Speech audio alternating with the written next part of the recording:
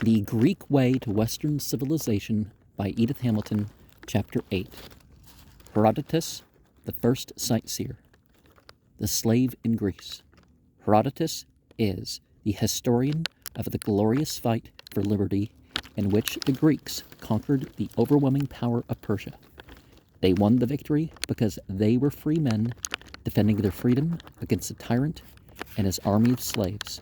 So, Herodotus saw the contest. The watchword was freedom. The stake was the independence or the enslavement of Greece.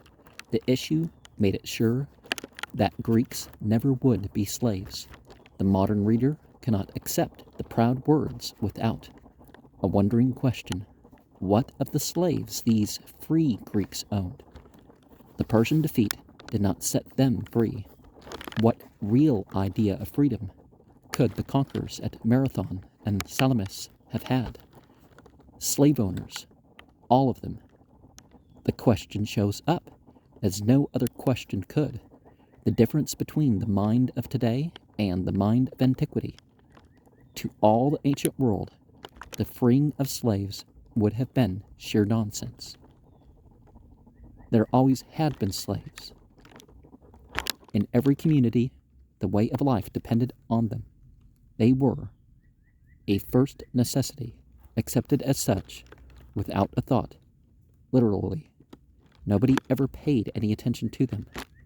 Life in Greece, as everywhere else, was founded on slaves. But in all Greek literature, up to the age of Pericles, they never come into sight except as individuals here and there. The old nurse in the Odyssey are the good swineherd, whose condition is accepted as naturally as any fact in nature.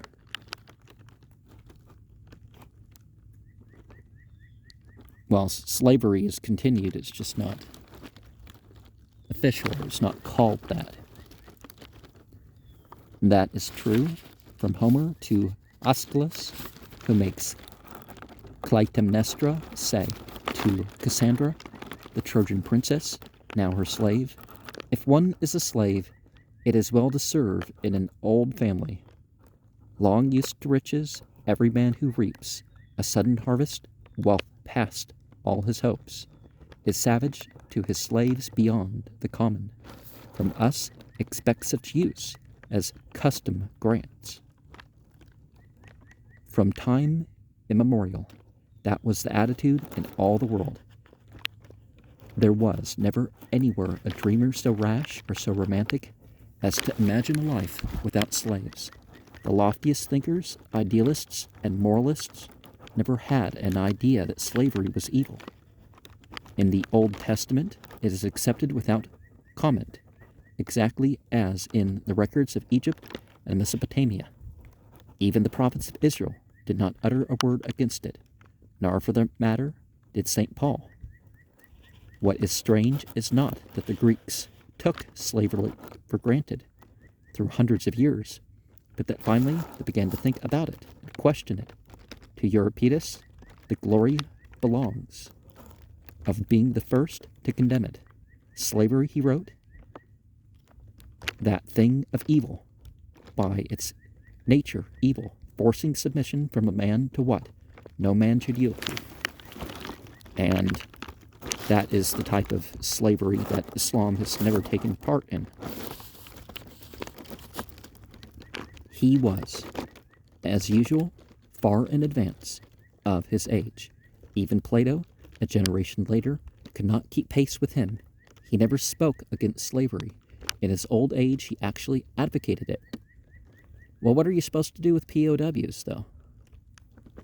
Still, there are signs that he was troubled by it. He says, a slave is an embarrassing possession.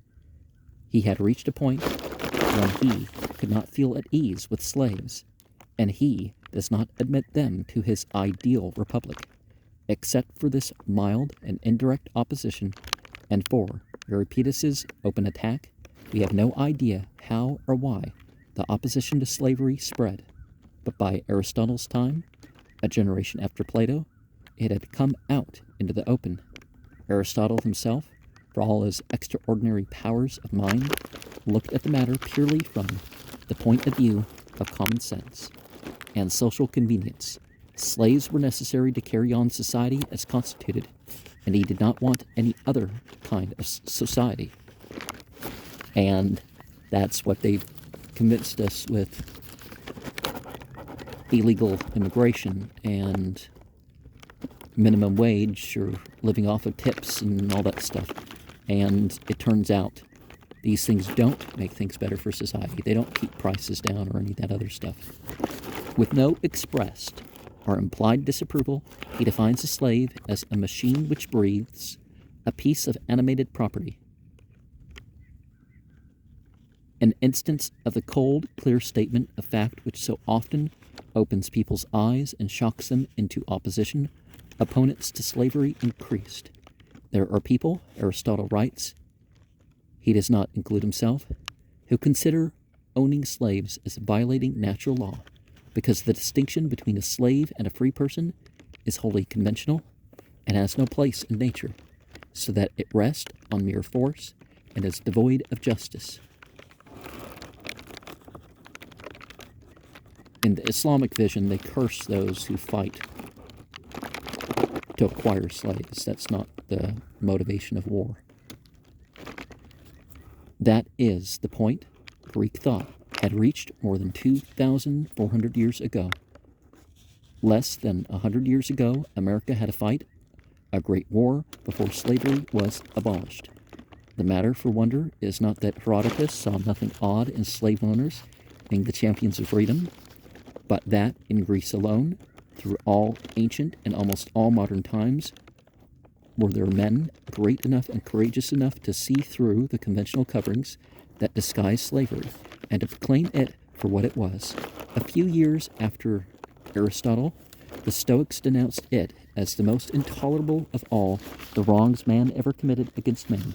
Socrates, when the young Theaetetus was introduced to him as a lad of brilliant promise, said to him that he felt sure he had thought a great deal. The boy answered, "Oh, no, not that, but at least he had wondered a great deal." "Ah, that shows the lover of wisdom," Socrates said, "for wisdom begins in wonder." There have been few men ever who wondered more than Herodotus did. The word is perpetually on his pen. A wonder was told me, in that land there are 10,000 wonders, wonderful deeds those. It is a thing to be wondered at. In this disposition he was the true child of his age, the great age of Greece.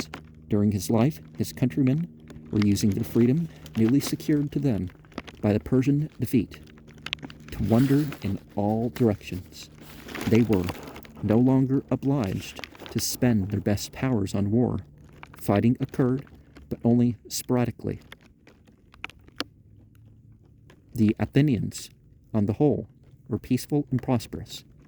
They had leisure to sit at home and think about the universe and dispute with Socrates, or to travel abroad and explore the world. In any case, we acted. Leisure meant activity in those days. Nobody wanted anything else. Energy and high spirits and vitality marked the 5th century in Athens.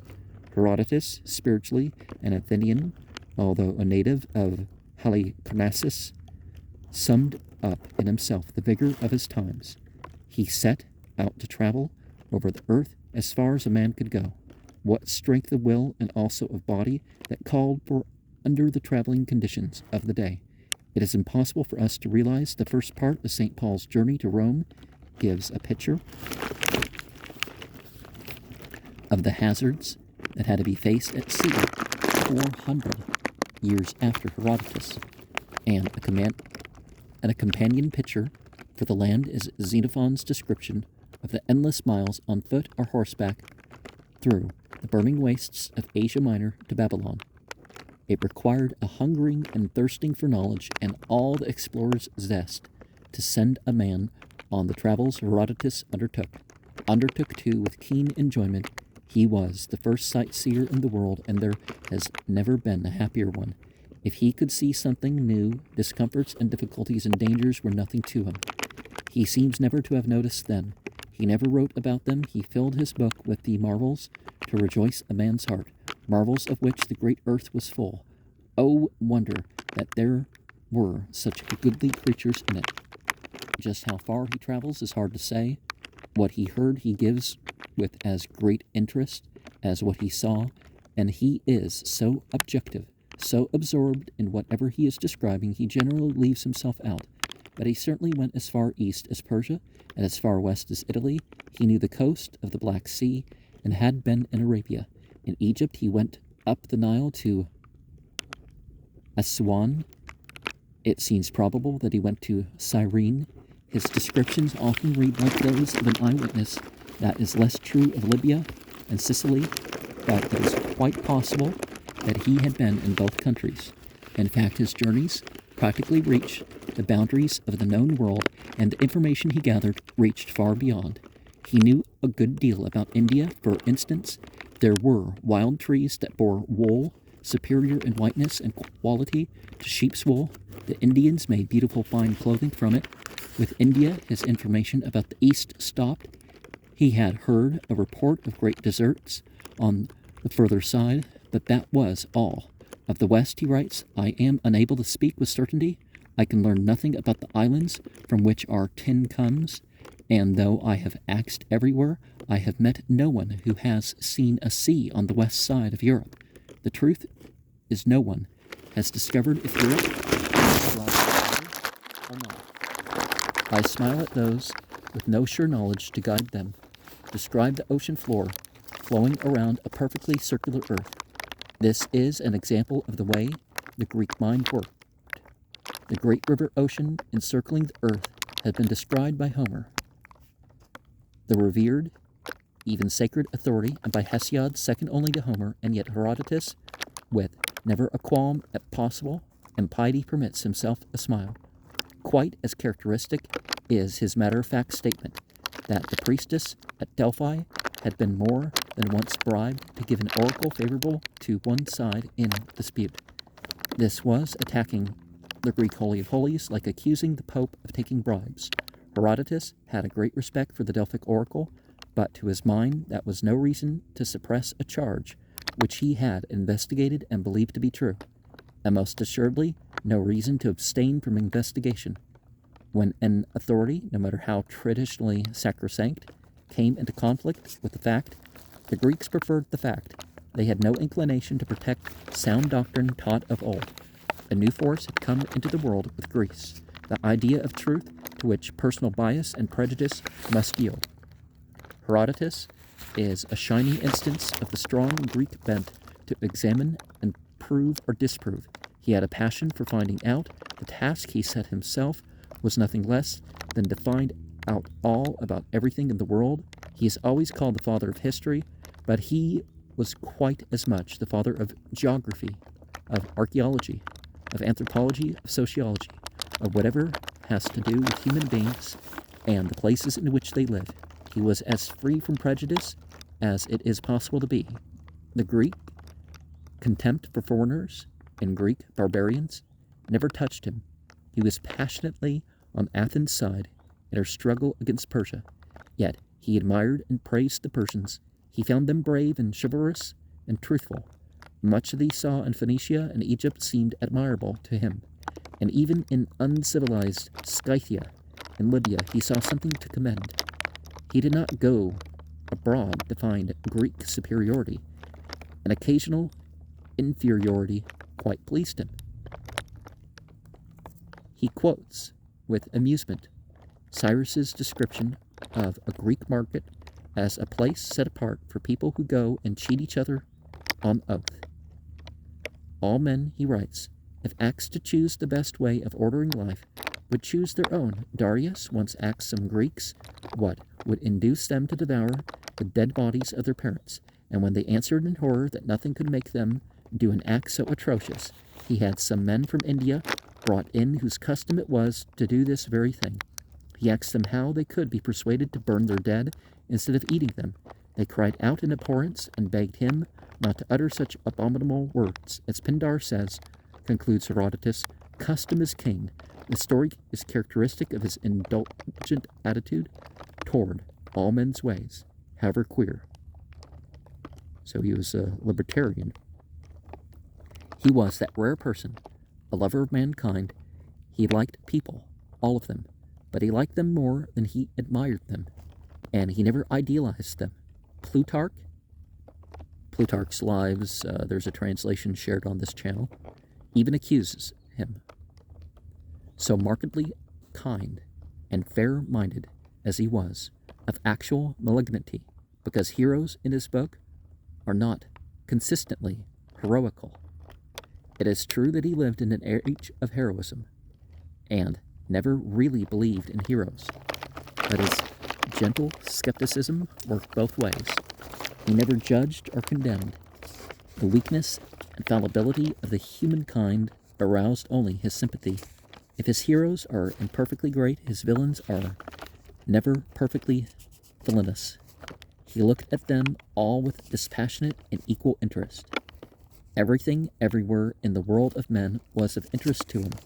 He tells us how the homely girls in Illyria get husbands, how the lake dwellers keep their children from falling into the water, what Egyptian mosquito nets are like, that the king of Persia, when traveling, drinks only boiled water, what the Andromeda do to fleas, how the Arabians cut their hair, that the Danube islanders get drunk on smells, how the Scythians milk their mares, that in Libya the woman with the most lovers is honored, how the streets of Babylon are laid out, that physicians in Egypt specialize in diseases, and so on, and so on.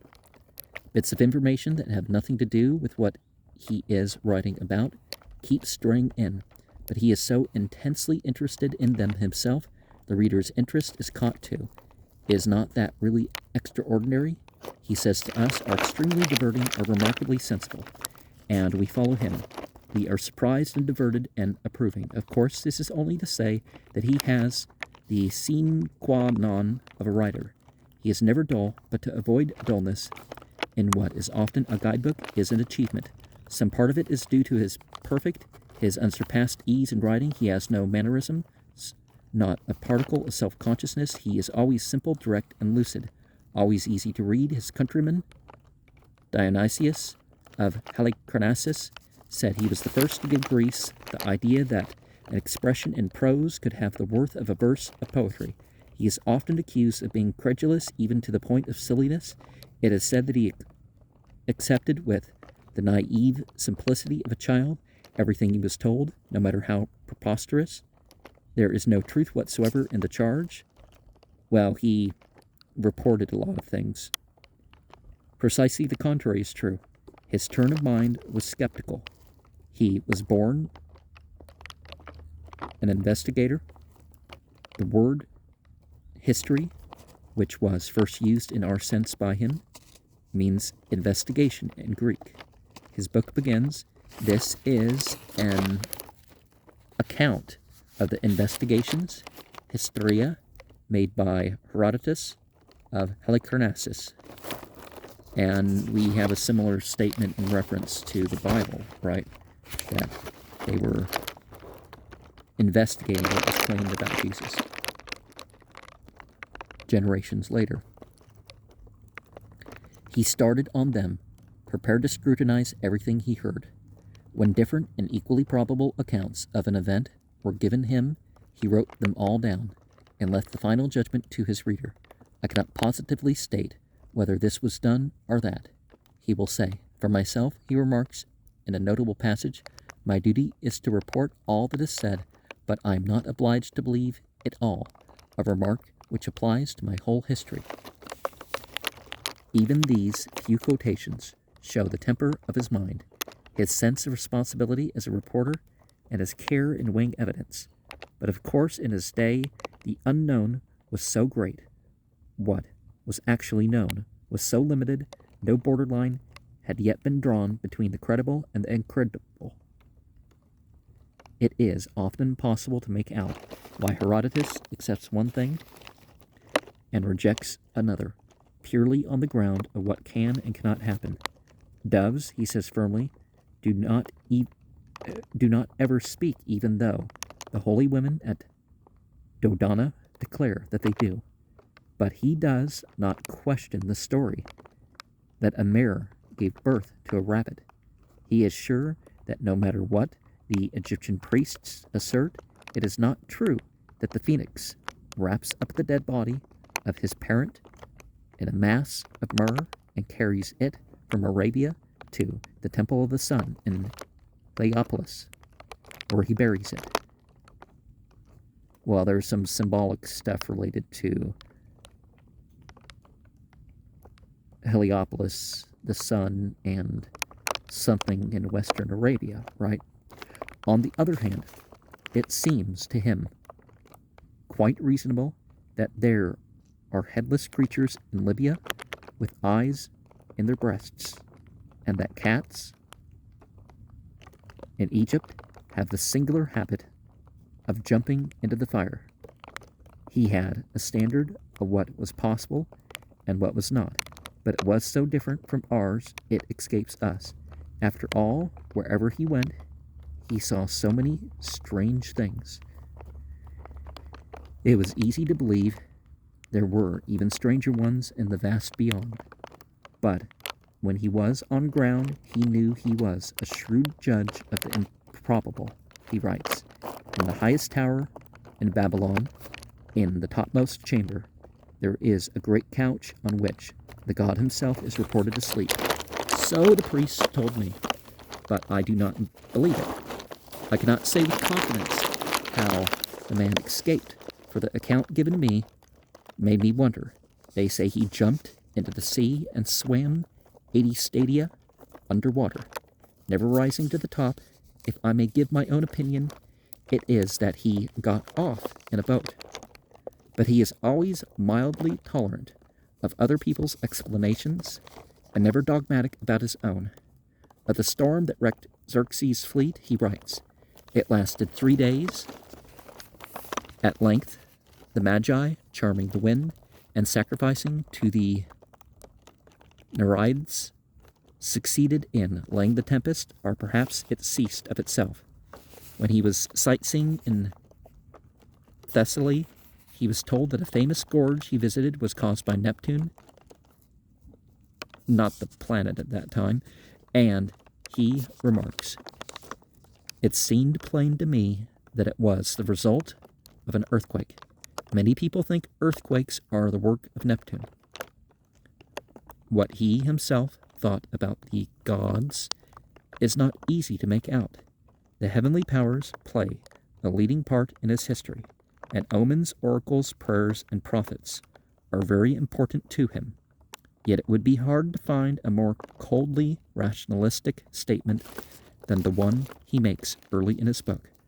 Where the gods come from, whether they always existed, what they looked like, was, so to speak, unknown till yesterday. Homer and Hesiod lived not more than 400 years ago, and it was they who made the gods for the Greeks, and gave them their names and shapes. His book is really a bridge from one era to another. He was born in an age of deep religious feeling just after the Persian Wars.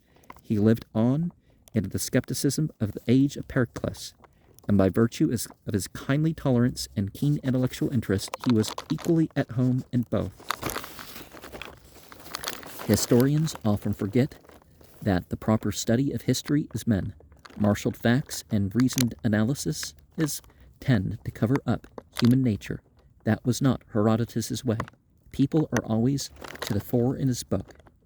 It is fortunate for us that he is the reporter of Marathon, Thermopylae, Salamis, names which shine like stars throughout the endless, senseless wars that make up most of the world's history. In his hands, they are the scenes of a great drama written in plain human terms. The disposing causes are men's arrogance and greed for conquest, and their power to defend what is dear to them against overwhelming odds. Only the last part of the history has to do with the Persian Wars. 2/3 of the book are taken up with Herodotus' journey and what he learned on them. These earlier chapters have the effect more and more as one reads on of a slowly unrolling stage setting. The whole of the known world is presented as the fitting background to the tremendous conflict that is to decide whether freedom or tyranny is the stronger, whether the West is to be enslaved by the East.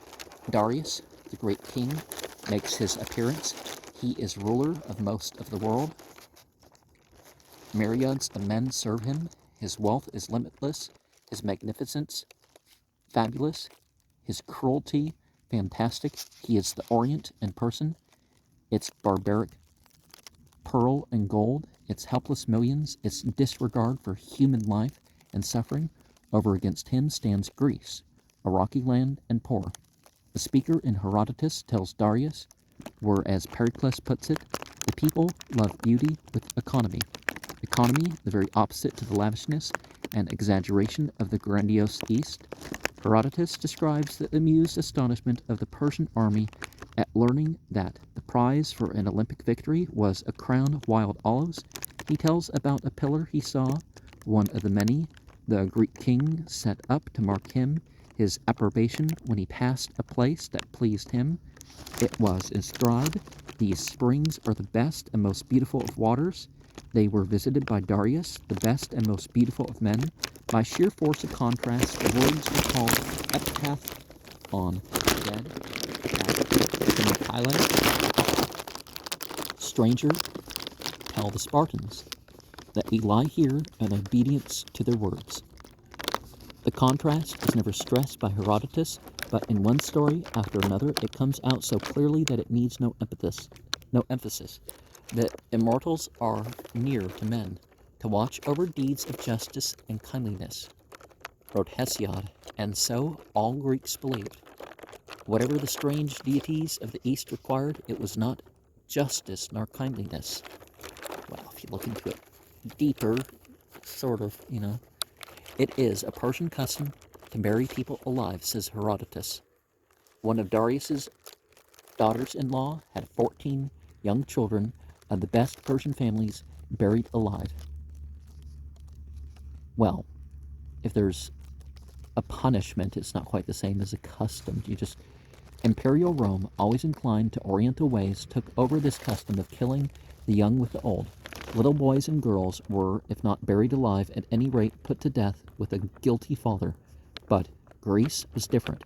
When the young sons of a man who had betrayed his city to the Persians were brought to the general commanding the Spartan forces after Leonidas fell at Thermopylae, he dismissed them.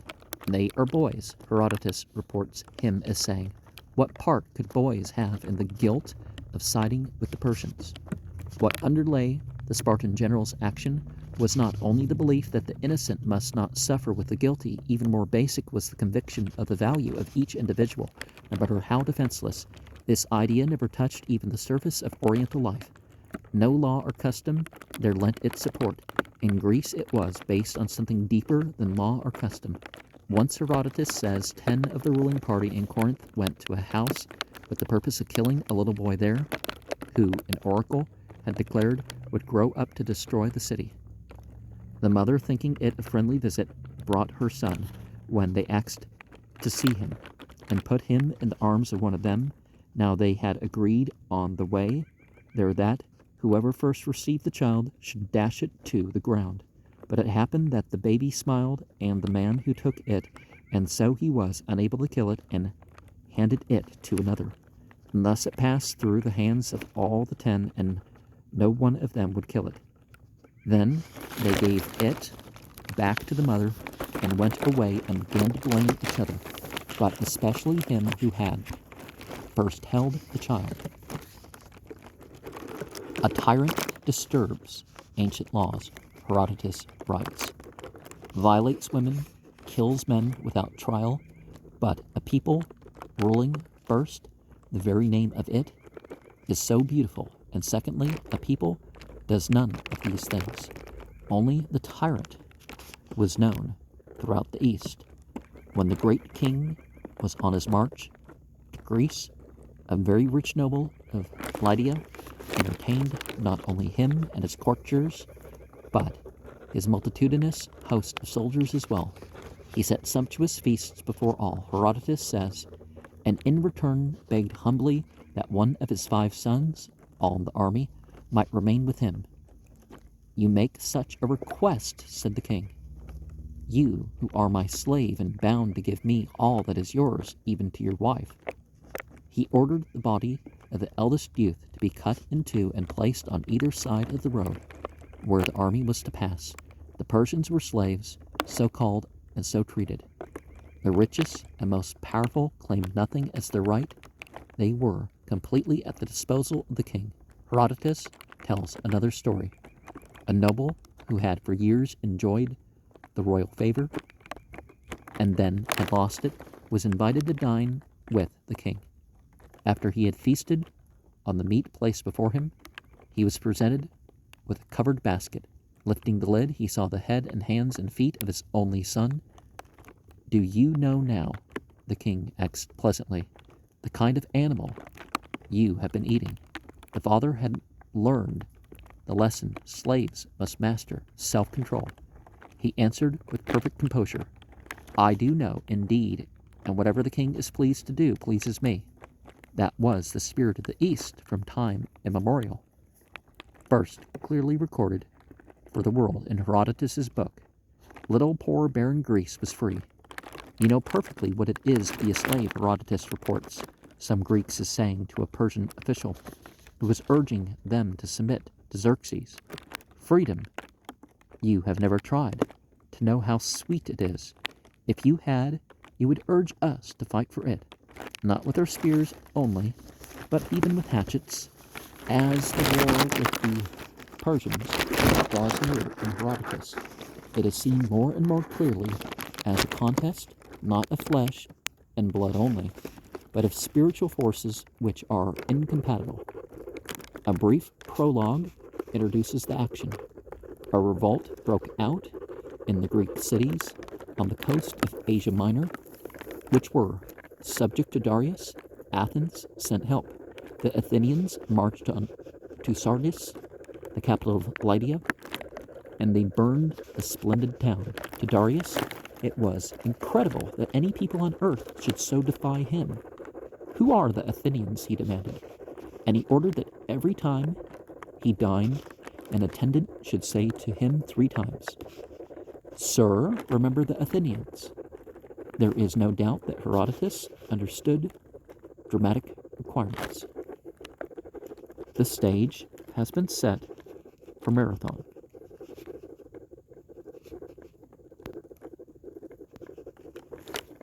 When the curtain rises for the drama proper, the nephew of Darius, who has been entrusted with the charge of carrying out vengeance of the king, is leading the Persian army into Greece. Vast forces by sea and by land before him, heralds come demanding from the Greeks cities, earth, and water, the tokens of submission, and all as far south as Thebes give them. 1. Erythraa, separated from Athens only by a narrow strait, refuses, but she is quickly captured and burned to the ground. Athens is next, seemingly a most trifling obstacle to that great host. She has no one in all Greece to help her except a little band of soldiers sent by Plataea, a town grateful for favors in the past. Away to the south, the chief military power of Greece, Sparta, is no more ready to submit to Persia than Athens, and would be a strong ally. But as democracies always do, Athens has waited too long to make her plans. The Persians are almost upon her when Phidippus starts his race to enlist help for her in Sparta. The next day, he urges Lacedaemonians, "The Athenians entreat you. Do not suffer them to fall into bondage to barbarians. But there are some days yet to the full moon, and until the moon was full, the Spartans would not march. We would come as soon after that as we can, the herald is told. Events, however, do not wait on the moon. The Persian fleet is already at anchor in the curving bay of Marathon. Herodotus was born about that time. The fight must often have been described to him by men who had taken part in it. He explains the strategy very clearly. The Athenian formation was the exact reverse of the enemies who trusted to their center, leaving their wings to inferior troops. Miltiades threw his chief strength into the wings. The center was weak so that the Persians easily broke through it and rushed on in pursuit. Then the Athenian wings closed in behind, shutting off the foe from their ships and cutting them down. The defeat was complete. The fleet, after sailing down the coast to within sight of Athens, put out to sea. The Persians had gone. It was an incredible contest and an incredible victory. How could it happen like that? The little band of defenders, victors over the mighty armament.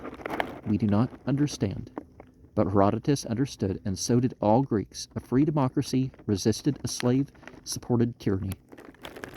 And democracy is not always free, because if they overrun the rights of the minorities and that sort of stuff. The Athenians at Marathon had advanced at a run. The enemy's officers drove them into battle by scourging them. Mere numbers were powerless against the spirit of free men fighting to defend their freedom. Liberty proved their power. A wave of exultant courage and faith swept through the city, and Athens started on her career. 10 years passed before the curtain rose for the last act. Darius was kept from the terrible vengeance he vowed he would take by a war which occupied him until he died. He had to leave it to his son to avenge the Persian defeat. He, too, was to remember the Athenians. Xerxes was not eager for the enterprise, but in actual fact, he was helpless. It was written in the decrees of fate that he should undertake it, while the real decrees of fate are, whatever finally happens, right?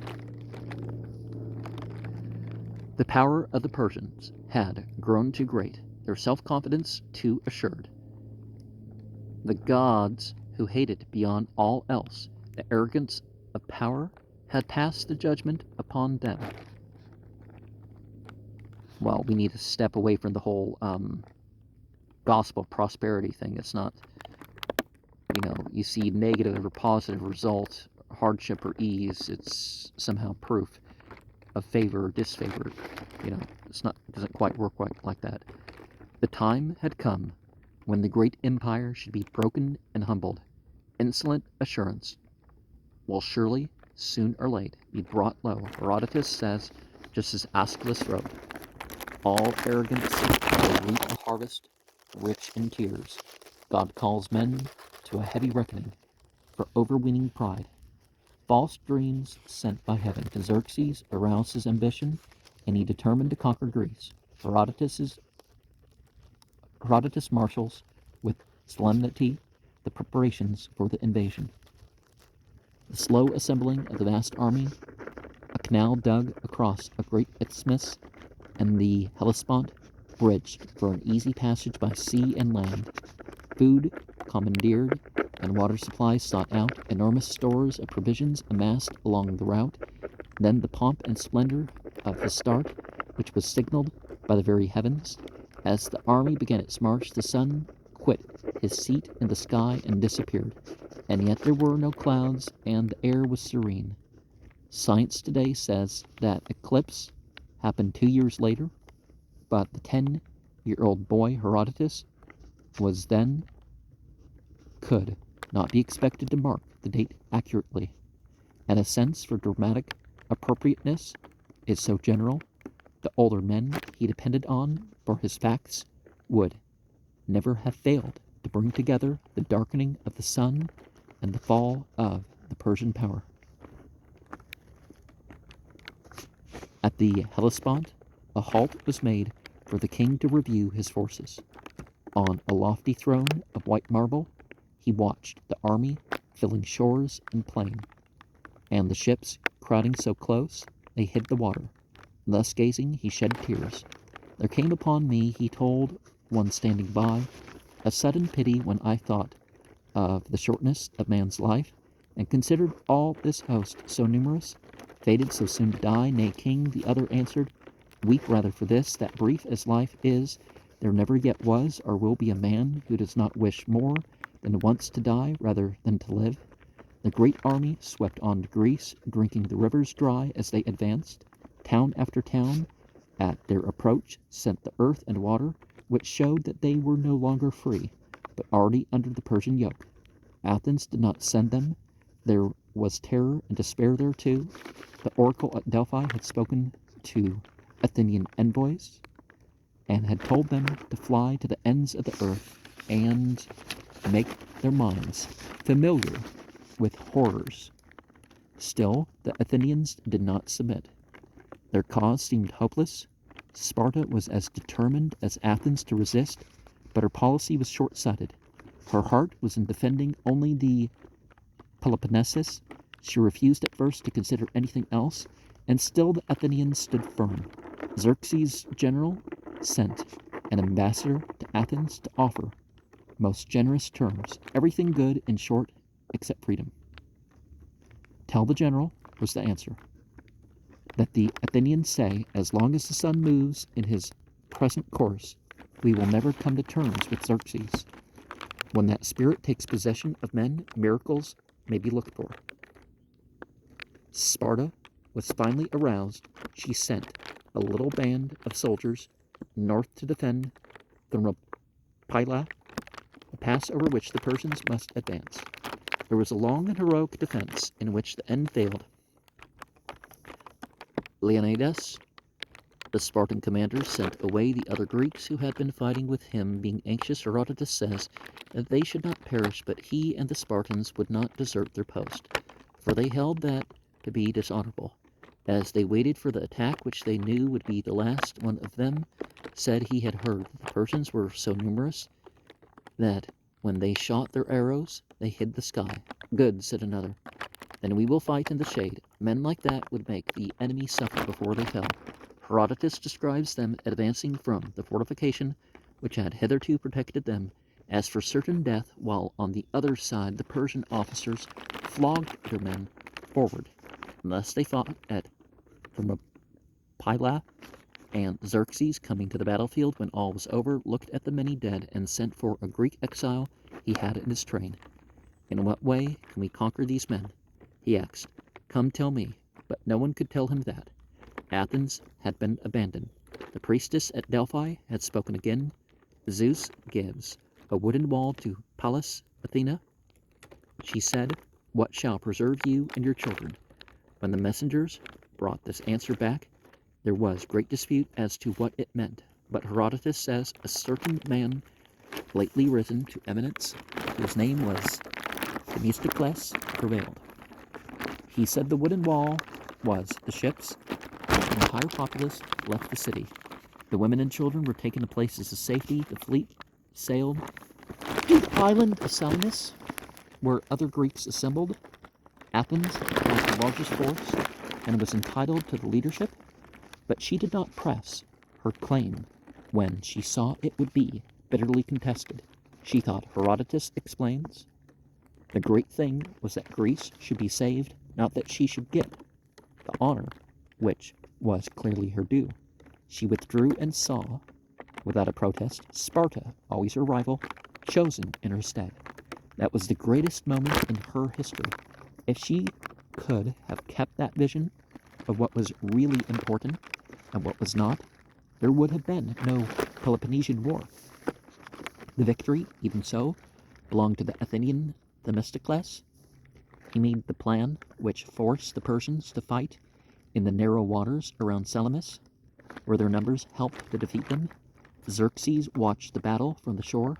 A king sat on the rocky brow that looks on seaborne Salamis, and ships by thousands lay below, and men by nations, all were his. He counted them at break of day, and when the sun set, where were they? The victorious Greeks distressed the evidence of their own eyes, They had gone into battle almost despairingly. The night before, Herodotus says, fear and dismay had taken possession of them. Now they could not believe the awful menace was ended. They held themselves ready for another attack, but the Persian ships put out to sea. They were gone, never to return. Liberty had again proved her power. Just before the attack, the Greek leaders told their men, when we join battle with the Persians, before all else, remember freedom. Aeschylus, who was there, says they advanced upon the foe with a shout of, for freedom, sons of Greece, freedom for country, children, and wives, freedom for worship, for our fathers' graves. Awe fell upon the victors as they watched the mighty armament depart. It is not we who have done this, Miscellus said. And this reminds me of that part in the Book of Mormon, their banner and what they shouted and all that. I mean, whether or not you say that the Book of Mormon refers to anything historically valid or not, this is, the narrative in the Book of Mormon that I'm referring this to, because it reminds me of that so well.